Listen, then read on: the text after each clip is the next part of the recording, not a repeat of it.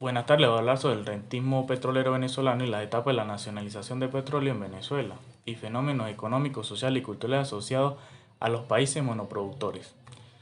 Bueno, la explotación petrolera comienza en Venezuela en 1883 en la hacienda La Alquitrana en Rubio, estado Táchira, cuando los hacendados de la región, al ver que brotaba el hidrocarburo del suelo de sus fincas cafeteras, empezaron a refinarlo para crear querosén, que era el combustible de la época, utilizado principalmente para generar luz. En 1914 estalla el primer pozo petrolero de gran magnitud, llamado el Sumaque 1, que llegaría a producir unos 100.000 barriles de petróleo diarios. 6 años más tarde, en 1920, se promulga la primera ley petrolera cuyo objetivo era canalizar parte de la renta petrolera para el beneficio de la nación. Por consiguiente, en 1922 tendría lugar el reventón del segundo pozo petrolero de importancia para la época, el Pozo de los Barrosos II, ubicado en Cabimas, estado Táchira. Luego, en 1913, en el estado Sucre, específicamente en el lago Guanoco, los expertos norteamericanos buscan petróleo encontrándose con un lago de asfalto natural. En Guanoco no solo había asfalto, se descubrió también petróleo pesado, gracias a la perforación del Pozo Barbuy 1, observando la producción escasa y la poca comercialización. Sin embargo, en 1914 el pozo comienza a producir 250 barriles diarios, donde fue bautizado como el Sumaque 1, convirtiéndose en el primer pozo comercial del país. La noticia fue recorriendo el mundo industrial y comercial, mientras que en Venezuela muy pocos estaban enterados de lo acontecido. Conjunto al Sumaque se perforan más como son los Zumba, Sumaya y Sumacaya, generando suficiente petróleo para la exportación.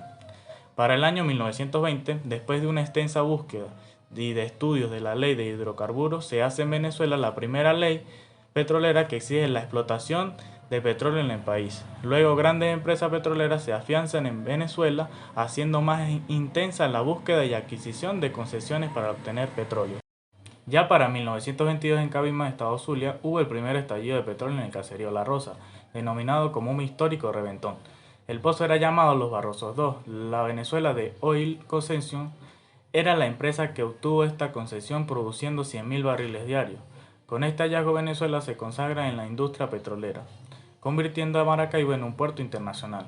En la madrugada del 14 de diciembre de 1922 el petróleo brotó por primera vez, ya que cuya verdadera épica la relata por primera vez una película con imágenes nunca antes vistas de las primeras explotaciones y los distintos campos petroleros como eran el Táchira Oriente y el lago de Maracaibo.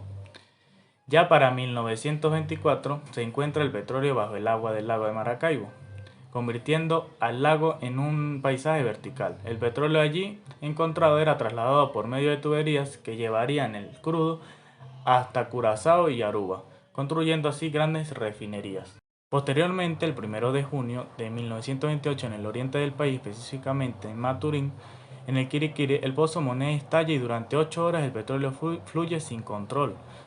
Y luego, después de ser controlado, el pozo produce más de 500 barriles diarios. A finales de 1928, Venezuela se convierte en el segundo país productor de petróleo después de Estados Unidos, convirtiéndose así el petróleo en la primera fuente de exportación nacional, desplazando la producción agrícola. También se convirtió en una fuente de ingreso para el general Gómez, quien ordenó la creación de la Compañía Venezolana de Petróleo, empresa que vende concesiones directamente, llegando a la conclusión de que el negocio es rentable. Para los años 30 se empieza a convertir en hospitales, clínicas, universidades, escuelas, y con la muerte de Juan Vicente Gómez llegan al poder un grupo de políticos altamente calificados como el general Isaías Medina Angarita, Juan Pablo Pérez Alfonso y el escritor Arturo Uslar Prieto, que aunque no era político, sin duda alguna influyó muchísimo en las políticas petroleras emprendidas por los gobiernos de la época. Para los años 40, con el estallido de la Segunda Guerra Mundial, el petróleo va a jugar un papel fundamental. Venezuela se coloca del lado de los aliados aportando el valioso crudo, e incluso buques petroleros son hundidos por los submarinos alemanes en el Mar Caribe, lo que denota la importancia del crudo venezolano en la guerra. En esta misma década de los 40, más específicamente en 1946, ya se produce en Venezuela 1 millón de barriles de petróleo diarios, y para 1948 se formula en Venezuela la ley del 50-50, lo cual indica que la mitad de la renta petrolera sería para el Estado y la otra mitad para las compañías petroleras extranjeras, dueñas de concesiones en Venezuela. En 1948, en un país de apenas 5 millones de habitantes, surge la primera promoción de 7 ingenieros petroleros egresados de la Universidad Central de Venezuela y empiezan a formarse los principales partidos políticos que surgen con fuerza en sindicatos. Se crean nuevas instituciones públicas para el desarrollo económico y social. Una característica de la explotación petrolera es que no se aprovecha el uso del gas natural, por lo que se dictan políticas dirigidas a su conservación.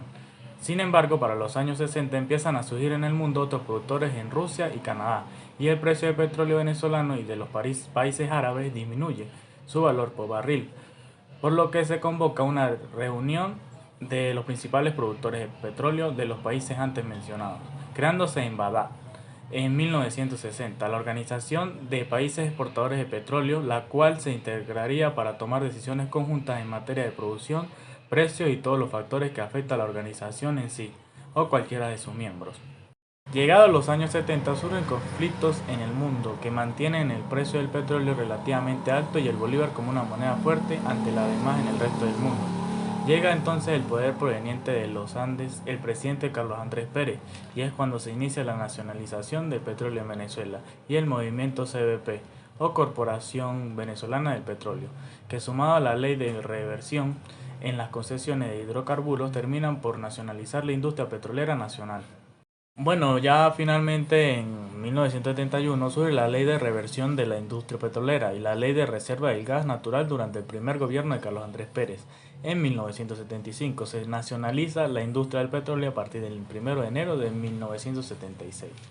Es creada Petroven, que después se deriva en PDVSA. La industria tiene 23.000 empleados con el 97% de venezolanos y se nacionaliza posteriormente de hierro. Los altos precios del petróleo impulsan el desarrollo de la economía, pero con un impacto a través del endeudamiento público.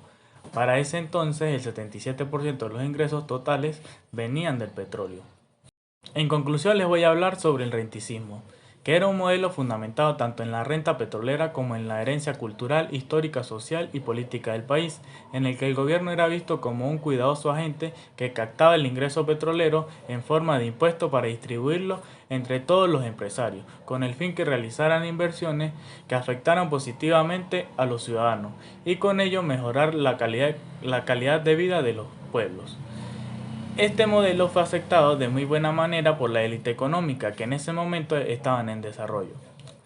Uno de los puntos de vista muy importantes fueron: 1. Se descuidó la actividad agrícola para centrarse en la dependencia del petróleo como principal actividad económica. 2. El ingreso petrolero fue utilizado para el desarrollo industrial, agrícola y pecuario del país. 3. Facilitaba el crédito a los empresarios élites para optimizar sus ingresos y a su vez mejorar sus industrias. 4. Y último, permitió la transformación rápida de Venezuela en un país moderno y desarrollado debido al bajo costo del dólar y a los bajos impuestos.